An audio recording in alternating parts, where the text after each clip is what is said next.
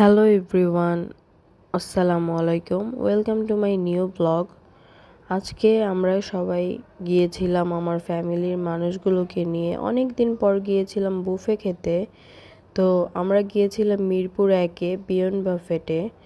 তো প্রথমেই দেখিয়ে দিচ্ছি অ্যাপিটাইজারগুলো কি কি ছিল। ছিল অন্থন, ছিল চিপস, ছিল স্প্রিং রোল, তারপরে ছিল পাস্তা, ছিল চাউমিন, ছিল চাইনিজ সবজি, ছিল পোলাও, ছিল ফ্রাইড রাইস, ছিল স্টিম রাইস, ছিল খিচুড়ি, ছিল কাচ্চি বিরিয়ানি, ছিল ক্র্যাব বারবিকিউ, ছিল দুই পদের কাবাব ছিল, যেমন হারিয়ালি কাবাব অ্যান্ড তান্দুরি কাবাব চিকেনের। তারপরে ছিল গরুর রেজালা। তারপরে ফিশ ফ্রাই করে দিয়েছিল তারা।